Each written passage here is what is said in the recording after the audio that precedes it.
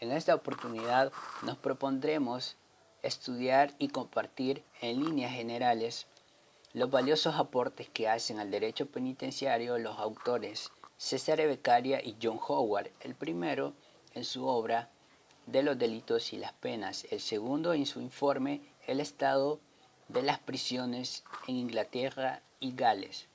A la vez, estudiaremos y conoceremos los sistemas penitenciarios que imperaban en épocas pasadas, sistemas que fueron exegis y origen del ahora derecho penitenciario.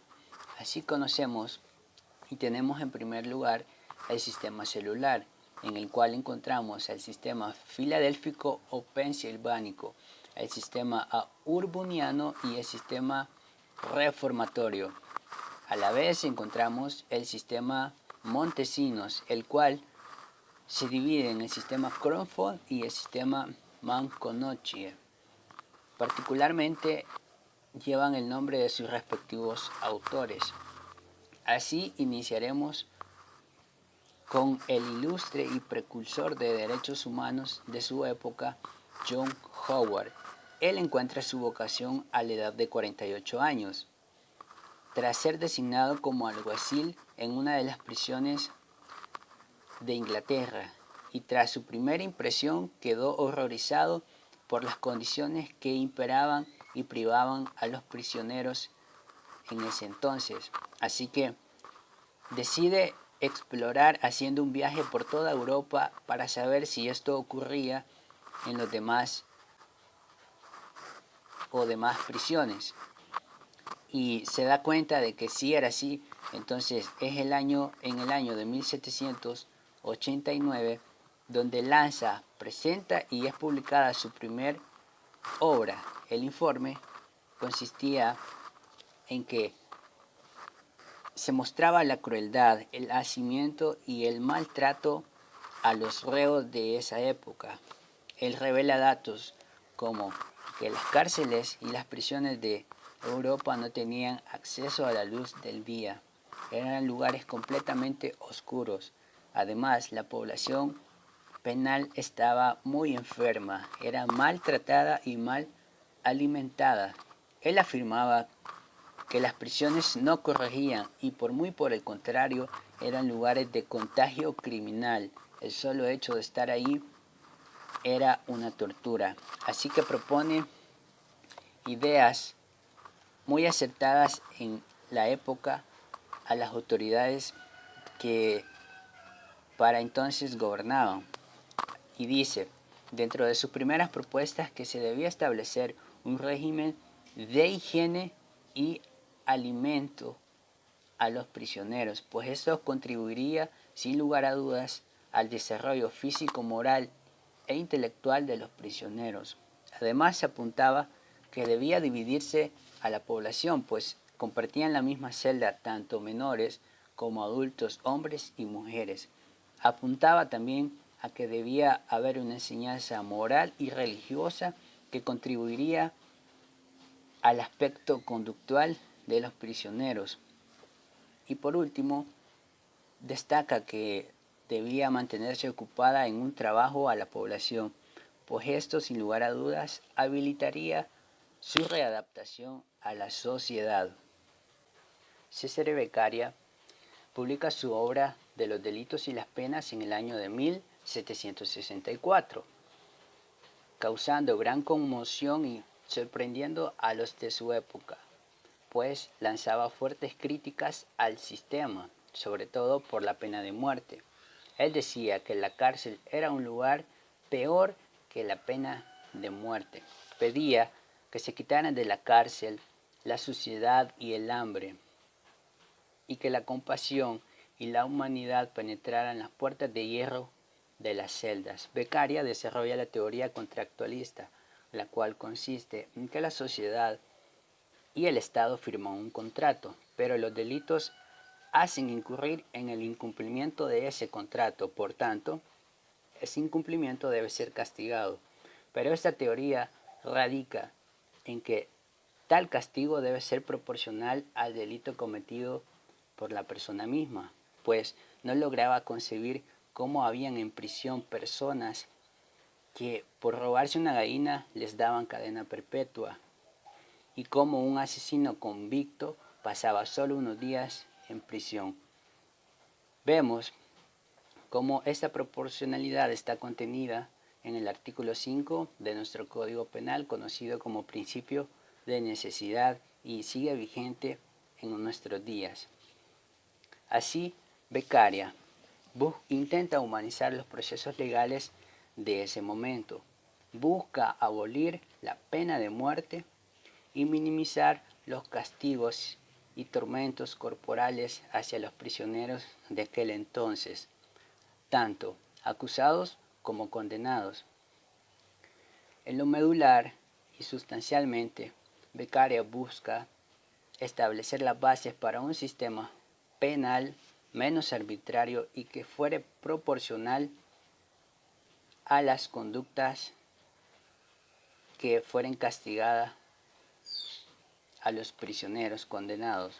Por tanto, vemos cómo esos dos autores, Beccaria y John Howard, comparten ideales humanistas en busca de la rehabilitación, o mejor dicho, readaptación de los prisioneros a la sociedad. Ahora, empecemos a estudiar lo que son los sistemas penitenciarios que posteriormente fueron surgiendo por estos, tras los aportes de estos autores. En primer lugar, el sistema celular, o conocido como sistema dulcificado, el cual consistía en el aislamiento diurno y nocturno del interno a celdas individuales, evitando la comunicación entre ellos.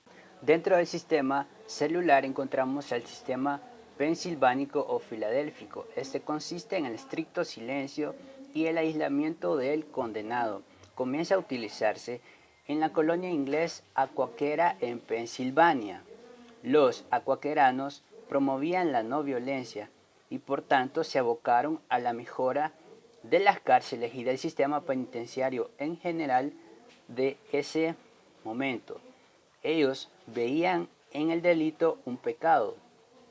Por tanto, el condenado debe expiarse a través del cumplimiento de la pena, que consistía en el aislamiento absoluto en silencio.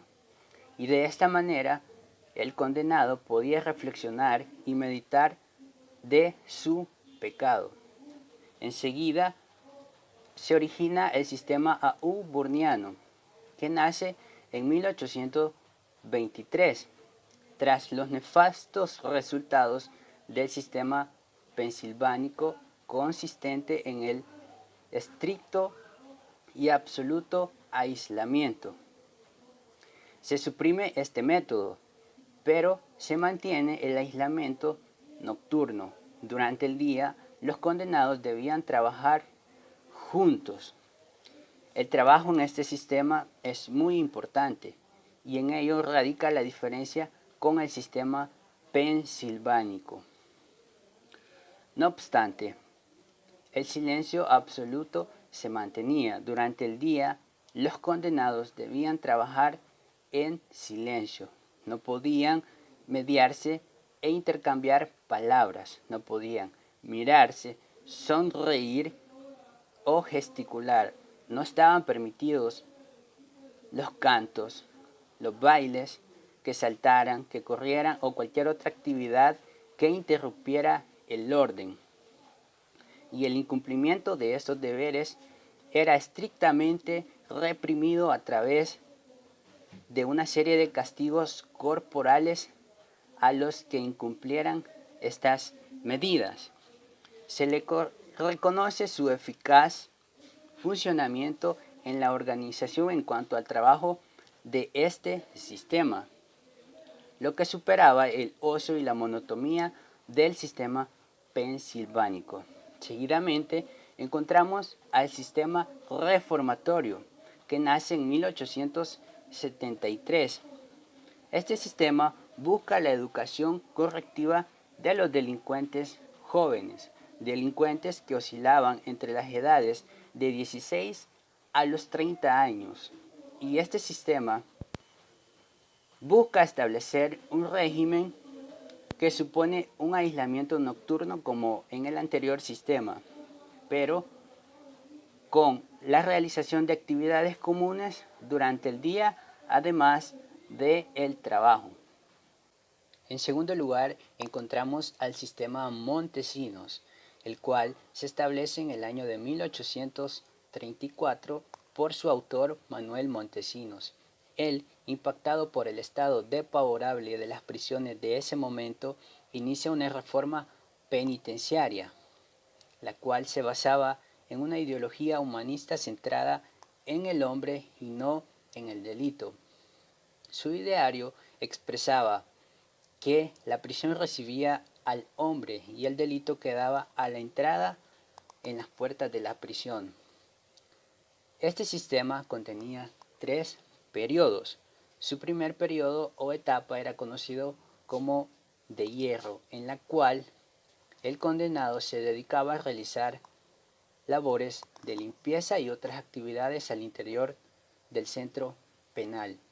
El segundo periodo consistía predominantemente en el trabajo, pero a su vez se recibía capacitación profesional. Además, era recompensado con la posibilidad de tomar descansos y recibir asistencia familiar. El tercer periodo, denominado libertad intermedia, la cual consistía en una serie de duras pruebas hacia el condenado, con el objeto de ensayar su libertad y así buscar su readaptación o reinserción a la sociedad una vez liberado. Enseguida encontramos el sistema Crofton.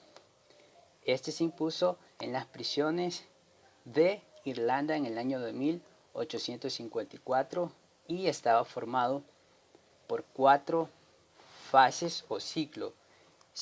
El primer ciclo consistía en el aislamiento diurno y nocturno, el estricto silencio y una dieta alimenticia del condenado. El segundo ciclo consistía en el trabajo común diario, el estricto silencio y el aislamiento nocturno del condenado.